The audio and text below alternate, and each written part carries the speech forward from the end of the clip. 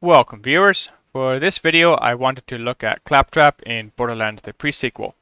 There are quite a few players who have a really hard time with him, and looking back at my own history I can understand that fully. I think that if he was in Borderlands 2, there would be a lot more efforts to figure him out and sort out suitable builds that are compatible.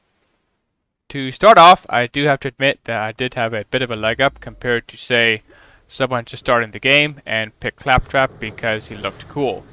The way that I did it was that Athena was my first character, and once she finished normal mode at level 29, I saved some of the kit away on mule characters. Then I finished True Vault Hunter mode at level 50, and once again stashed away items. Then I used the UVHM reset progress technique to bump all the way up to level 70, and then completed UVHM from there.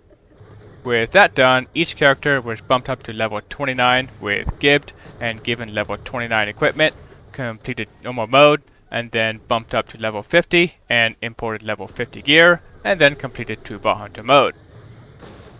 Finally, they were bumped up to level 70 and went on from there to finish UVHM. The reason for this is that I did not want to do the same side missions 18 times across 6 characters, which have meant that I would have had to do all 6 Vault Hunters in a low time of about 750 hours into the game. I think I'm more interested in other things than that kind of grind.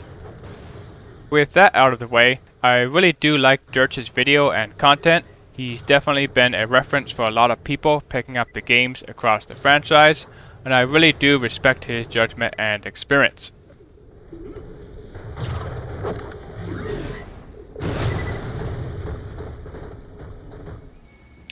I don't particularly love playing Claptrap. Actually, I don't like playing him at all, but I love the idea of him. I can perfectly understand this perspective, and initially I also shared the sentiment. Claptrap is not very well understood by the community at large, and for that matter I have narrowed down this problem to 3 primary factors. The first is his action skill. His action skill is unpredictable and random, which fits in with his fragmented personality. If you are new to Claptrap, basically by default his action skill can randomly roll a few action packages that pretend to do the action skills of the 6 Vault Hunters from Borderlands 2. This punk bot mimics Gage, which is very weak and doesn't really do anything other than distract enemies. This Blight bot mimics Maya in a way with her Blight Phoenix skill, also doesn't really do anything. This minion trap emulation of Axon's turret also doesn't really do much either. He has a few more action packages, but with the exception of Gun Wizard, Pirate Ship mode, and to a certain extent the Zero impression are either unreliable, dangerous, or unpredictable. In contrast to this, most Vault Hunters in the franchise tend to be defined by their action skill and a handful of key skills. For instance, Jack here can do great things with his action skill, feeding him kill skills, which tie into Jack's cache, and other skills, meaning that he can do stuff like this, where the kills from the grenades and the Digijacks dying feeds him free grenades to do more work.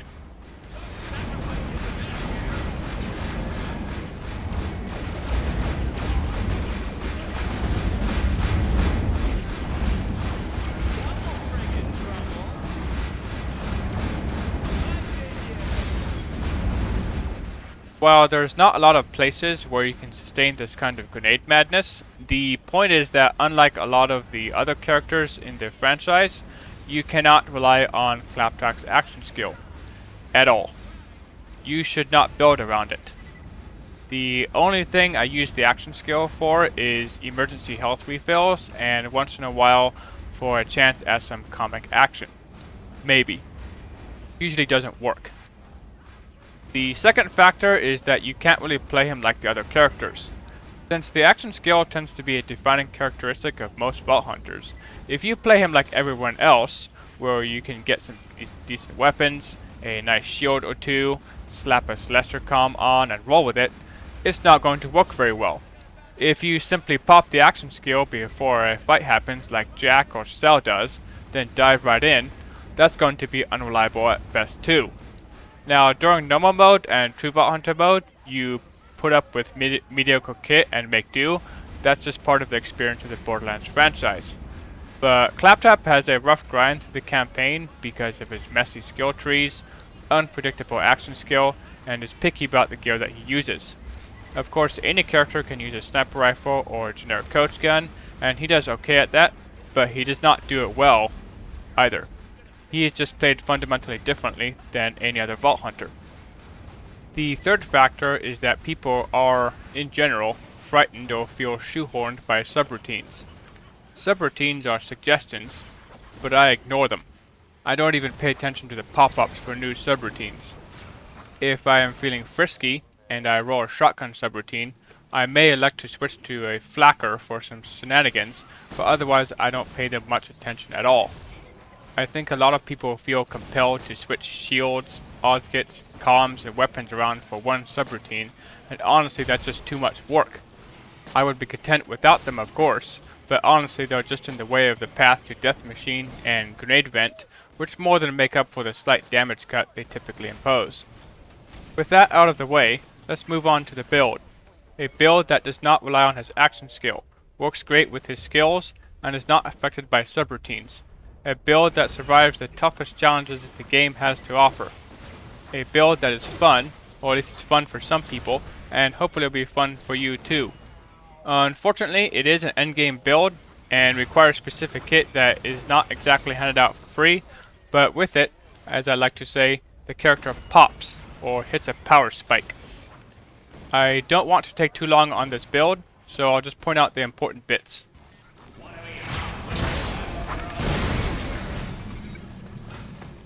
Before I start on my build, I did want to give credit where credit is due. I heard about the Nova Trap build from a certain Viper character on an unofficial Borderlands Discord channel, and this build here is what mine is based upon. Upon reflection, I feel that he has a lot of things that some players can consider, but one thing I do not recommend is the triple clock skill. The main differences are that mine does not use triple clocked, click him while he's down, invests into one last thing, and less into the start with a bang skill, which I may experiment with in the future. This page is something I would recommend that you take a peek at, just because it does offer some different things to consider based on how you might decide to change this build into your own. So this is his build. It's not bad, it's just that mine is a little bit different, and it's definitely something that you should consider making some adjustments on based on how you like to modify this build for your style and your preferences. Starting with this left tree, we have Drop the Hammer, which is much like Locked and Loaded on Cell, but is very good for the primary weapons that we will be using.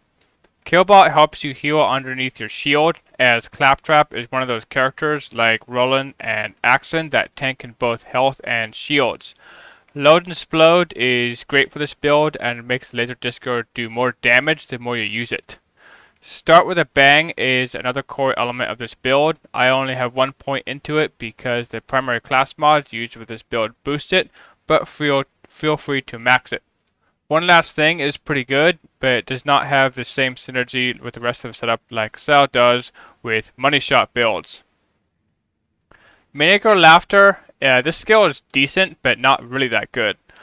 Since the healing stacks are a function of how many dots you have and how long they last, the skill works best with corrosive damage.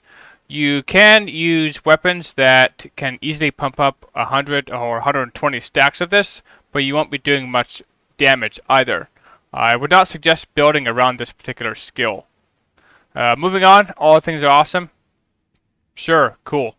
You're Going to Love Me is decent, but works best with brawly stuff that this build uses. These two tank skills help him last longer, so that's nice. In particular, Wax Off, Wax On is really good with the Knot or any other shield that you might be using. The same with Pain Simulator is Painful, just because it kind of gives you more health buffer to work with. High Fives, guys, is pretty solid. It works well with the brawly stuff that you're going to be using up close. You usually have a pretty good chance to work off a slap from a hostile enemy for this. It's really good with the way that he likes to play with, except in the most macho of environments, such as the badass round of the Holodome. The way it works, I'll show you later how it works.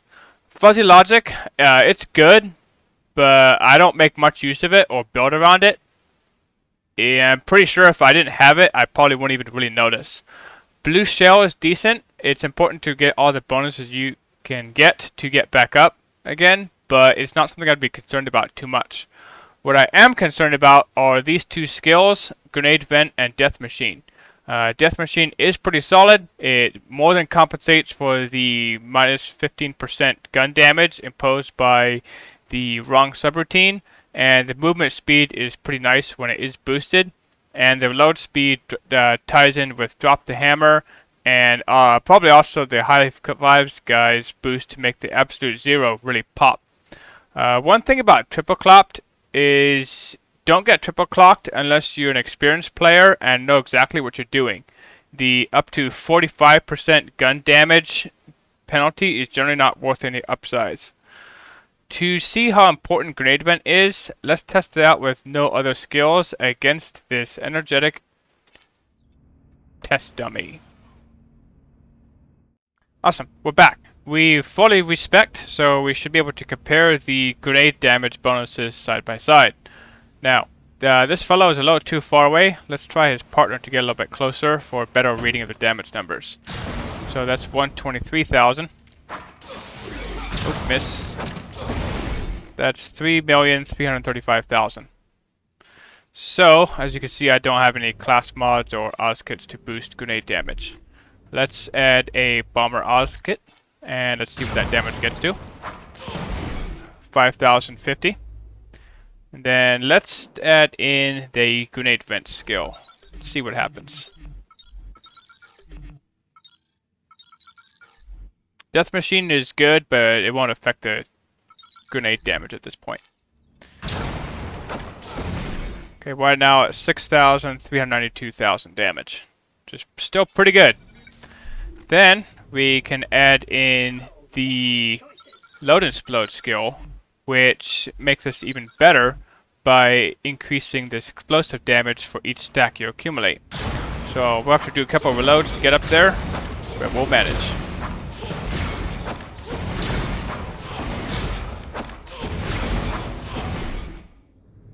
Looks like 12,604 is what we got to. There's a smaller reading for 12,794,000.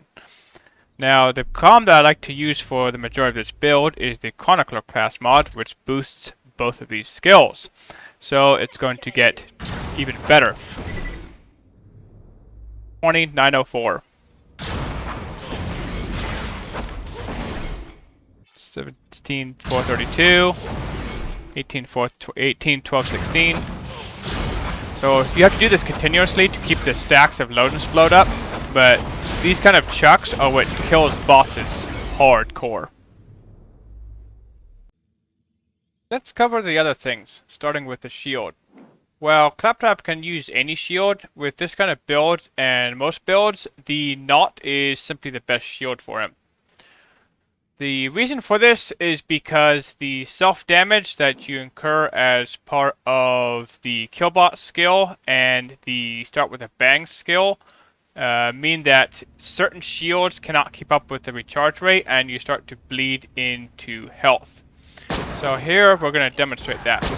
The Knot practically always recharges, and it's always recharging all the time. So given that it can fight off the dots that enemies might put onto you, such as incendiary or corrosive damage, combined with the self-damage, plus the enemy damage that they're shooting at you for, means that you generally have your shield up, or at least always recharging all the time. So there's always something there, which is really good. Now let's compare this to a different shield, like a Rapid Release, which is a good shield for him, but it's really hard to get one with a really low recharge delay, and the capacity is also pretty low too. So this could actually kill me if I take this too long. So you see what's happening here is I'm shooting fast enough that the shield is not actually being recharged enough between each cycle, and eventually I start going into my health. And so this is a problem with even like adaptive shields or certain other shields, like the health stacking ones, like the Regenerator or the Haymaker, is that eventually you just can actually put yourself into a fight for your life loop because you just don't have enough buffer to work with the shield to keep you from taking too much damage into your health. So another option you can use is a Theodore instant shield, such as this one here. Let's see how that one works. If you're going to do this, you're going to definitely want to use as many points into wax off, wax on, because without that, the delay is not enough to keep up with the self-damage bonuses that you get with this. So this one, I only have 4 points into wax off, wax on. If you use a Theodore instant shield, I highly recommend you go 5 out of 5 into that. Just because it helps your shield a lot more than that. But if you don't have a knot, one of these fast recharging shields is a viable option. But you do get less capacity. So do keep that in mind. And it does not fight off dots either. The unfortunate thing is that the knot has to be gibbed into your save file because you can't legitimately get it anymore. So that is a factor. Moving on, the grenades I do use. Actually, let me go back a bit. I went too far. The sham I use for regenerating rocket ammo with a low-level Logan's gun. As far as grenades go, I use a Quasar, mostly for crowd control, but use your preference. For Ozkits, generally for chucking and absolute zero work, my general purpose Ozkit is a bomber.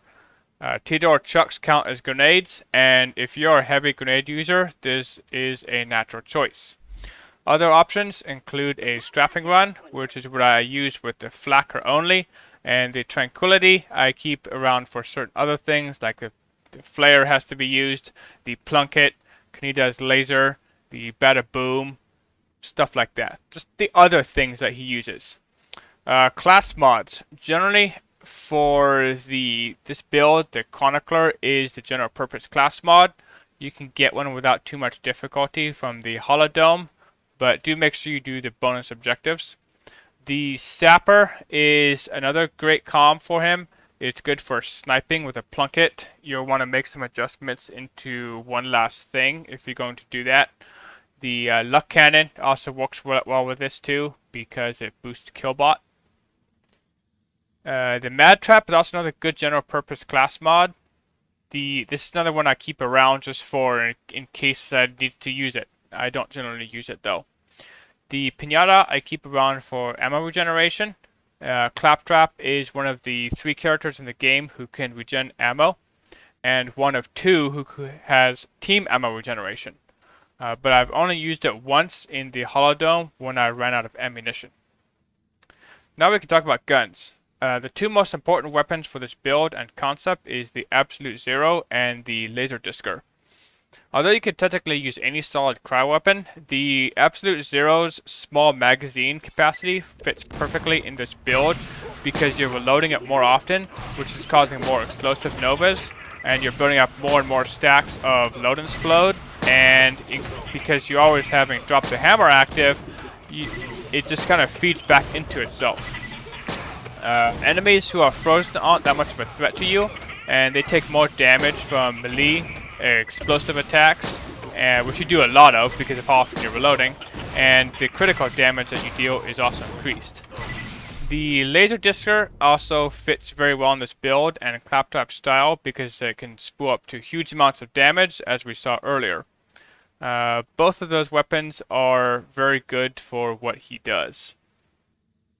But how much chuck damage are we actually talking about? Because these test dummies only talk so much. So let's go to the Elixir to hang out with the Sentinel to see how he likes this particular weapon. To help players get an idea of how much power Claptrap has, I decided to run a side-by-side presentation of Team Claptrap on the left and Team Student Loans on the right. Team Claptrap needs a little bit of time to spool up stacks of load and explode, but he's already ahead of the Jack on the right, and Jack doesn't need as much time to spool up because he can pretty much work with kill skills right off the bat by popping them early. And on Team Claptrap, I did make a bit of a mistake with the Sentinel on that phase just there, where I missed some chucks. But still quite competitive compared to Jack, and I'm already working on the shield phase. Just a little bit ahead, but Jack is just right behind.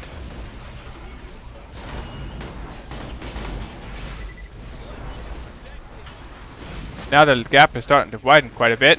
One of the nice things about Claptrap and chuck damage is the Sentinel's bullet deflection phase cannot stop laser disc or chucks.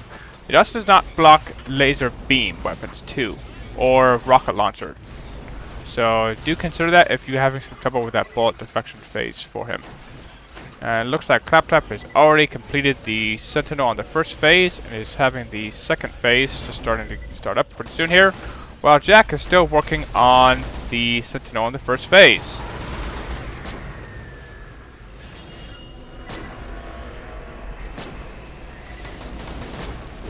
See, on Claptrap, what I'm doing here is spooling up stacks of load and explode, so as soon as the Sentinel becomes vulnerable to damage, I can have full or as many stacks of load and explode as possible.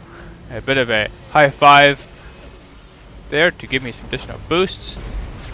And Claptrap is already working on the second phase of the Sentinel, while Jack is still waiting for him to spawn. So that's pretty cool. But how does Claptrap work with the raid boss version? Now, the raid boss version of the Sentinel is pretty much the same as the regular one, except he has a lot more hit points. I should explain the High Fives guy's capstone, since I did mention that I was going to explain it. Basically, you hold your melee key, and a co-op partner can melee strike you to grant you both of you gun damage, health regeneration, and a rate of fire bonus. And enemies' melee strike can count for that too, but if you don't get that melee strike, you just lose out on the rate of fire bonus, which does work very well with the Flacker if you are a big fan of that weapon. For this part, I will skip out on the second phase of the Sentinel, since I don't want to spend too much time on this boss and bore you, as is pretty much the same as you've seen so far.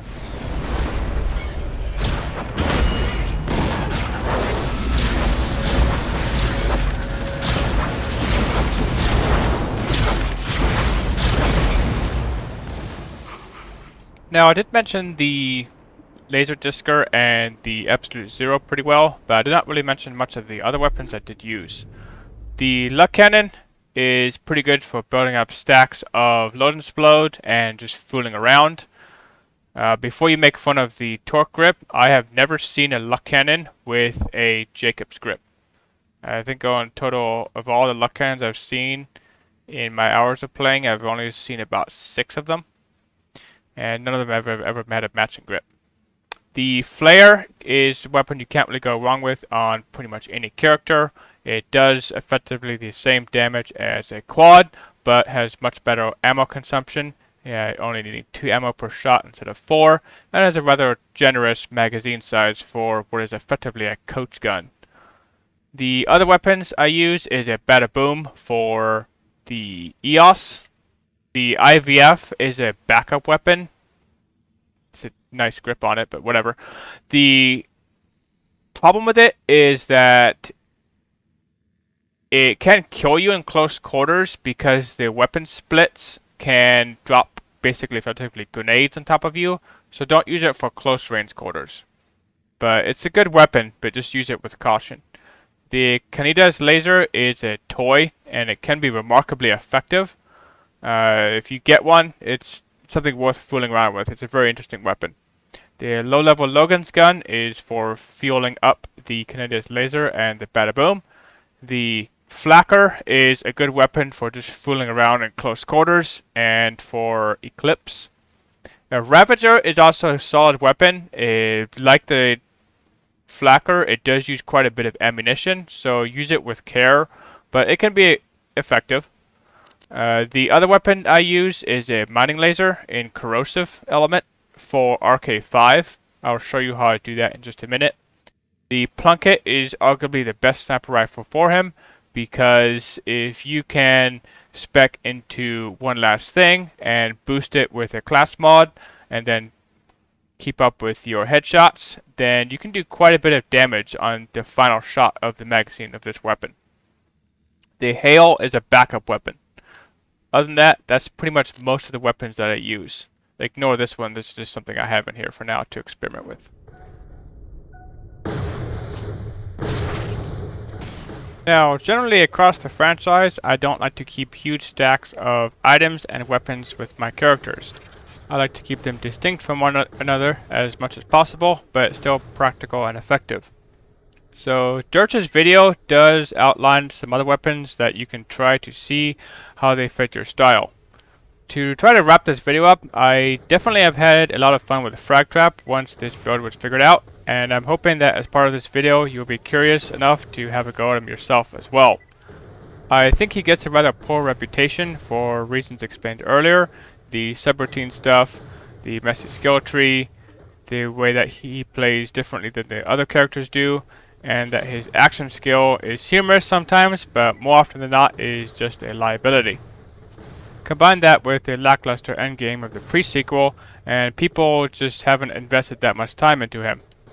In a certain note, I feel like Jack's cast skill would be better served on frag trap because that would fit into his Boomtrap tree, both in terms of balance but also his character. Jack's action skill is fascinating across the franchise. There's not that many characters that can do what he does, with it tying into leadership and best foot forward. I'd say that he is quite capable enough with his skill set as it is. When you consider how he can pop his digijacks early, get kill skill boosts before the fight happens, mop things up, then cancel with a full action skill meter, even though they've been out for 30 seconds, wait 10 seconds, and his action skill is ready again. A very strong direct contrast to frag trap.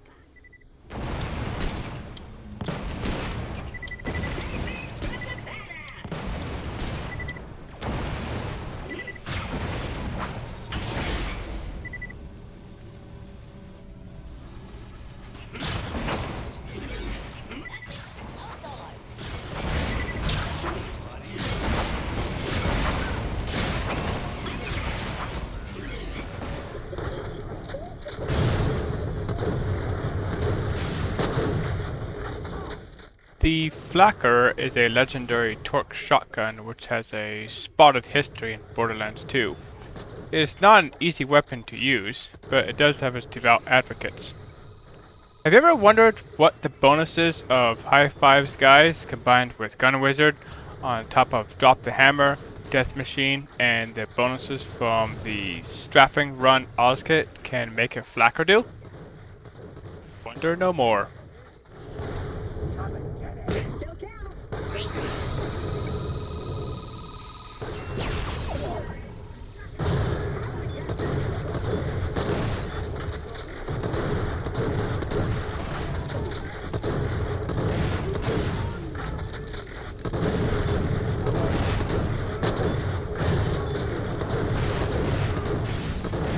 I will leave some additional footage that might be fascinating for you in the epilogues. Do have a look at that if you are interested. Otherwise, take care and thanks for watching.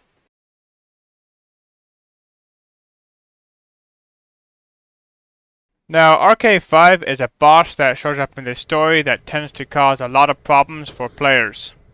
Aurelia can stomp all over him with a corrosive machine and a corrosive elemental selection, but most Vault Hunters can't quite do this. The generic weapon I like to use for this boss is a corrosive mining laser. The general strategy is to head left after the elevator, take out a dull soldier that is usually there by the tent, turn on the oxygen generator, and bounce from one jump pad to the other, across the arena. The nice thing about this is you can, for the most part, ignore his various minions and focus on the boss himself, much like you would do with Bloodwing in Borderlands 2.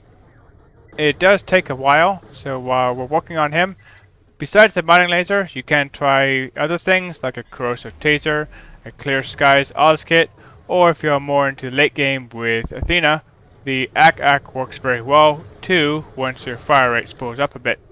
Good spots to aim for on RK5 include his 2 rocket pods on the side of the vessel itself. When these are detonated after excessive amounts of damage have been received, the explosion tends to take a large chunk of his health out. Other things to aim for include the cockpit itself, although that's a harder target to hit.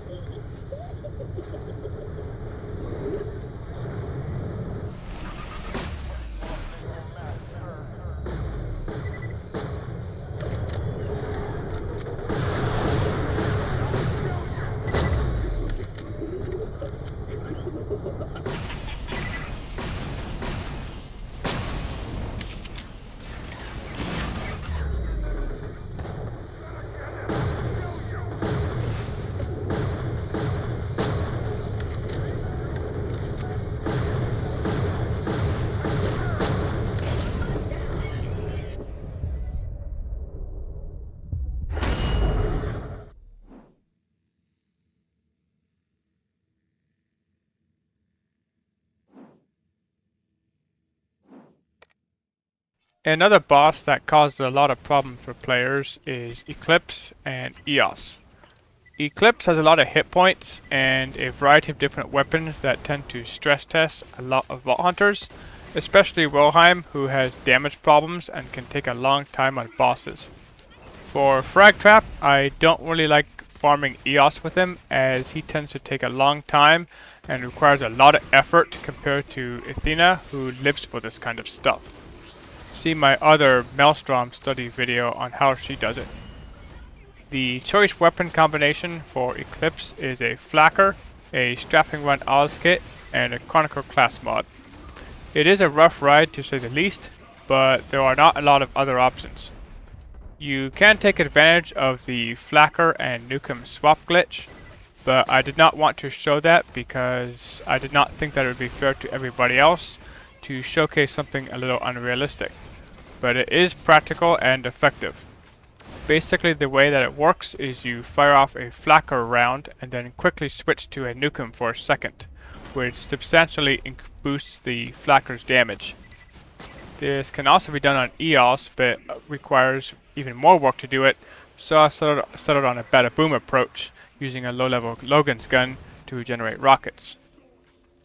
I did want to try to do this run without using the badass rank stuff, but I had problems with the Flacker's slow reload speed and firing speed, running out of shotgun ammo because the lack of extra damage, and also getting stomped off the platform too much.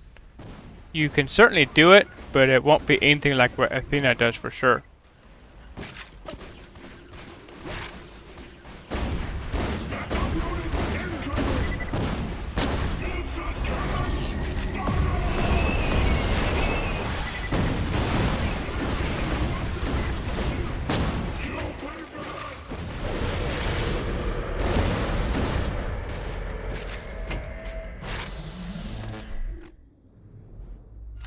Say hello to my little friend.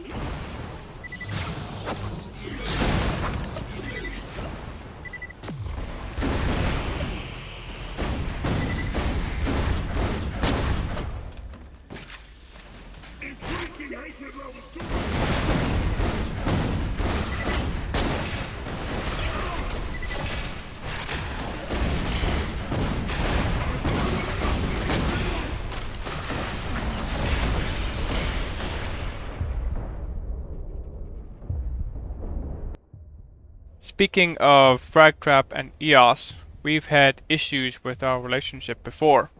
This one time I was working on a Flacker and Nukem swap glitch against EOS, which is really hard to do because you have to jump around a lot and try to get as close as possible to him. Well, I went down and I was unable to find a second win target and got stuck in this position here. I could swap weapons and shoot, but everything else wouldn't work. Eventually he was finished off with some luck cannon work. And by work I mean spam.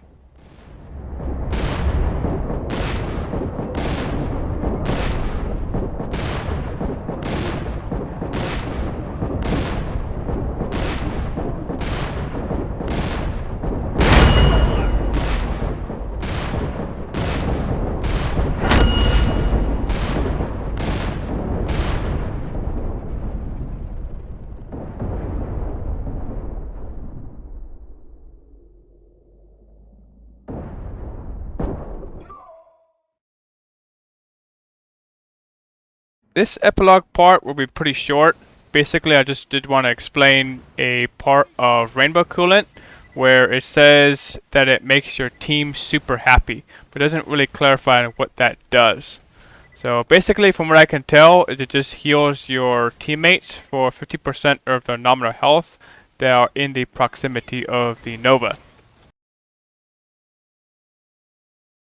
So I have this video in here not because it's particularly relevant for Claptrap, but just because I didn't want to upload a separate video just to show Jack mobbing around a bit. But it does point out some cool things you can definitely do with him. If you have not played him before, I definitely recommend giving him a shot. Do pay attention to how long he can maintain his action skill up in the first part of this video, and then in the second part, just see how he's able to abuse his cooldown to keep his jacks ready for almost any particular moment that he might need them. And also how when he's fighting Red Belly, that his digijacks help him recover from almost certain death.